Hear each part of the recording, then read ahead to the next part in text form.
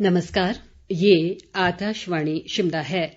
अब आप पूनम शर्मा से कोविड-19 पर विशेष समाचार सुनिए। प्रदेश में कोरोना मरीजों की संख्या बढ़कर 1,184 हो गई है।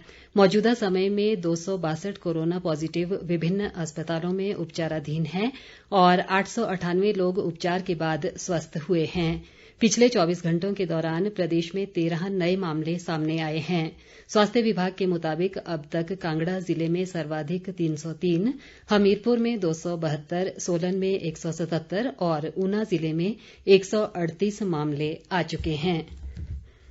देश में कोरोना संक्रमण से स्वस्थ होने वाले लोगों की संख्या 5 लाख को पार कर गई है।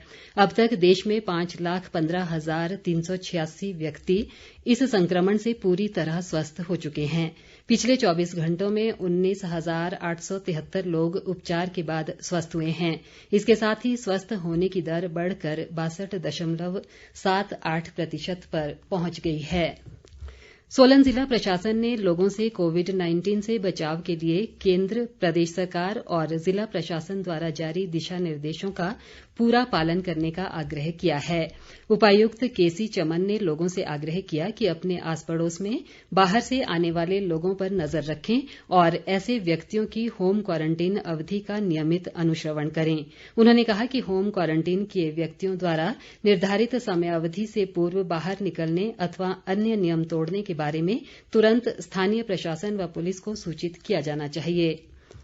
भारतीय चिकित्सा अनुसंधान परिषद ICMR के अनुसार पिछले 24 घंटों में देश में विभिन्न प्रयोगशालाओं द्वारा कोरोना वायरस के नमूनों के कुल 2,82,511 परीक्षण किए गए। अब तक 1,13,07,002 परीक्षण किए जा चुके हैं।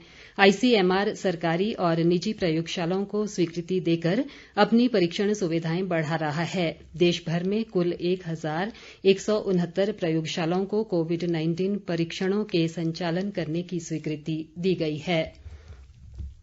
प्रधानमंत्री नरेंद्र मोदी ने कल कोविड-19 से उत्पन्न स्थिति और राज्यों की तैयारियों की समीक्षा की। उन्होंने सार्वजनिक स्थलों पर व्यक्तिगत स्वच्छता और सामाजिक अनुशासन बनाए रखने की जरूरत पर बल दिया। प्रधानमंत्री ने कहा कि कोविड-19 के बारे में व्यापक जागरूकता पैदा करने और संक्रमण का फैलाव रोकने के प्रयास निरंतर किए जाने चाहिए। केंद्रीय स्वास्थ्य मंत्रालय ने राज्यों को सलाह दी है कि कोविड-19 जांच के लिए सभी थेरेपी का उपयोग केवल उन स्वास्थ्य केंद्रों में ही होना चाहिए जहां रोगियों पर समुचित निगरानी रखी जा सके। भारतीय आयुर्विज्ञान अनुसंधान परिषद और अखिल भारतीय आयुर्विज्ञान संस्थान ने ऑक्सीजन थेरेपी, स्टेरॉयड और समुचित देखभाल पर विशेष ध्यान देने की सिफारिश की है। रोगियों और परिवारजन के मानसिक स्वास्थ्य परामर्श पर भी बल दिया गया है। केंद्रीय मानव संसाधन विकास मंत्रालय ने देश में विश्वविद्यालय परीक्षाएं आयोजित करने के लिए विस्तृत मानक संचालन प्रक्रिया तैयार की है। ये प्रक्रिया गृह और स्वास्थ्य मंत्रालय के सहयोग से तैयार की गई है।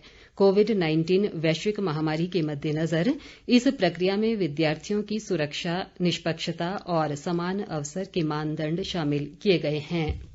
शिक्षा मंत्री सुरेश भारद्वाज ने राजधानी शिमला में हुए कोरोना योद्धा सम्मान कार्यक्रम के तहत यातायात पुलिस कर्मियों को सम्मानित किया।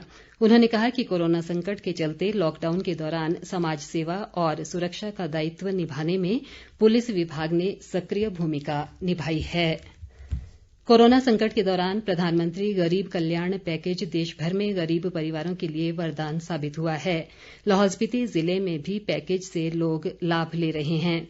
लॉकडाउन के दौरान जिले में प्रधानमंत्री किसान सम्मान निधि के तहत लगभग 3,000 किसानों को 2-2 हजार रुपए की अग्रिम किश्त मिलने से कृषि कार्यों में मदद मिली है। इसके अलावा जिले में मुफ्त अन्न योजना के तहत 2,200 से अधिक परिवारों को 3 माह का राशन दिया गया है। कोरोना महामारी से निपटने के लिए ऊना जिला को 11 नए वेंटिलेटर्स प्रदान किए गए हैं। मुख्य चिकित्सा अधिकारी डॉक्टर रमण कुमार शर्मा ने बताया कि इनमें से 7 हरोली कोविड हेल्थ सेंटर को, 2 क्षेत्रीय अस्पताल ऊना जबकि एक वेंटिलेटर अंब व गगरेट अस्पताल को दिया गया है। इसी के साथ ये समाचार बुलेटिन समाप्त हुआ। नमस्कार।